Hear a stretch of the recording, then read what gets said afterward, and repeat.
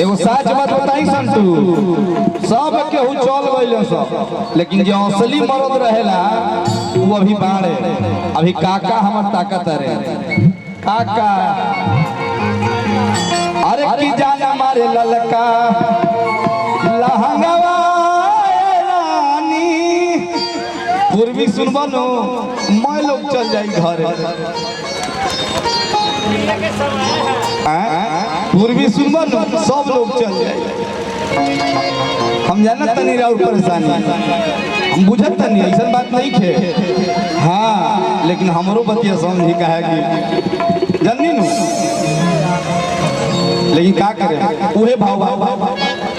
एगो मर्दा एहिंगा मो लड़की के देख के, अपना मेहरारू के देख के वो कहेला दोस्त यार से, हर की फूट गइल करम हमरा,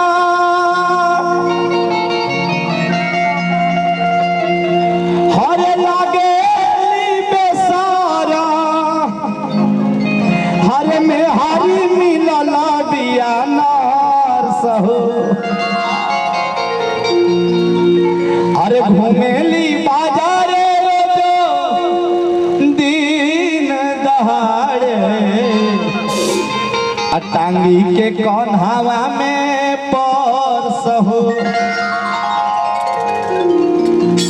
हमरा आदरणीय नागेंद्र मुखिया जी अक्खू पंचायत के नागेंद्र मुखिया जी की तरफ से बहुत बहुत आशीर्वाद प्यार, 1001 रुपया के आशीर्वाद प्यार मिलल। हम चाहब कि वहाँ के आशीर्वाद प्यार यही मिलत रहो, कि हमनी के भी दाल रोटी चलत रहो और वहाँ के भी दाल रोटी चलत रहो। एक बार जोरदार ताली होके के चाहिए। अब तालियां बजावा लोग तो हमरो मन खुश रहेला। ए मिस्टर मत भिड़ाओ इधर सिक्सर, अरे कि फूट गइल करम हमरा लागेली बेसार, में हरी मिलल बिया नार हो।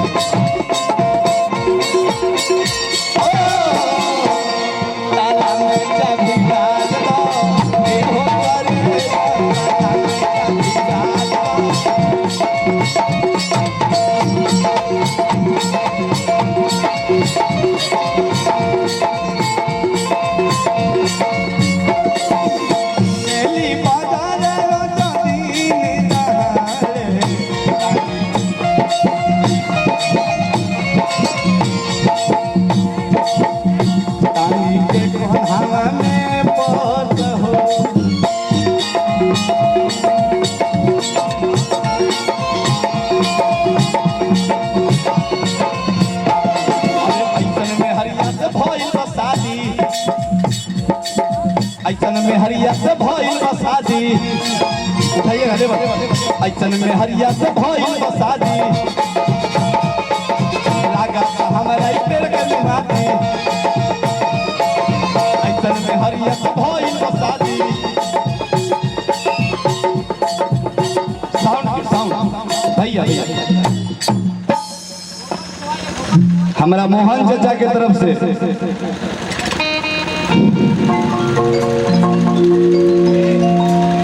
आ साथे साथे वहाँ के भी कह दी का आदरणीय। हाँ हाँ ठीक बा, हम समझत नहीं, इज्जत प्रतिष्ठा के बात बा।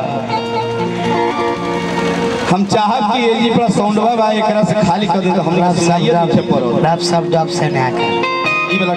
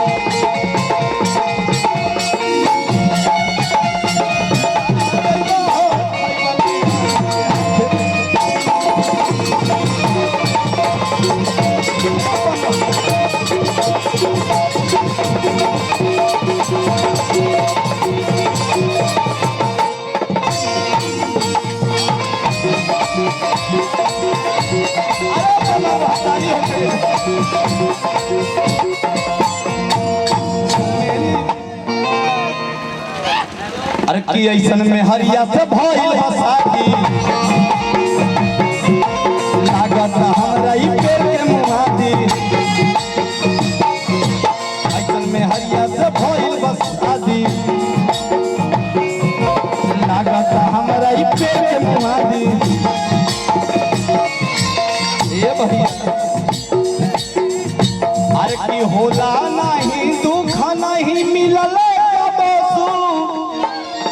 अरे के मिहारी मिलला बिया नार सहो अरे की होला बड़ा दुख नहीं मिला हमारा सू अरे की मिहारी मिलला बिया नार सहो तो घूमेली बाजार दिन दहाड़े काली के कन्हवा में पास हो घूमेली बाजार काली के कन्हवा में पास हो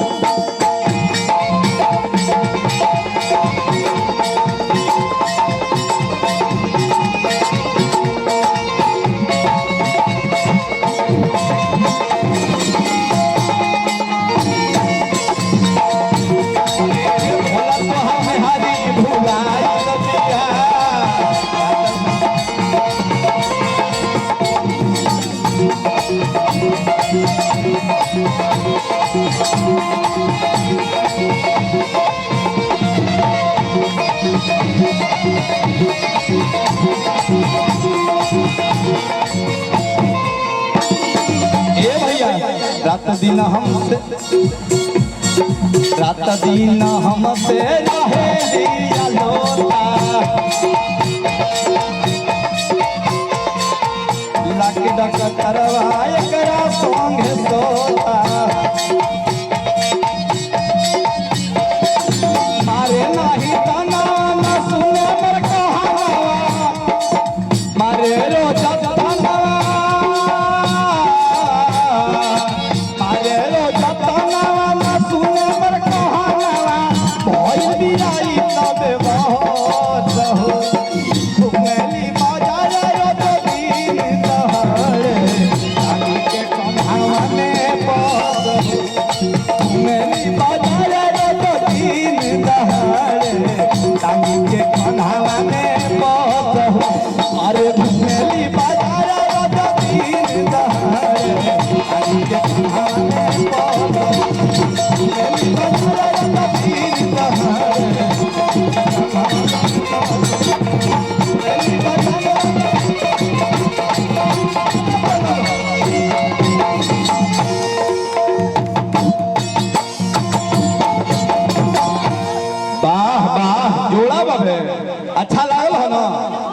ठीक बानू जोरदार ताली होके के चाहिए तनी हम यहाँ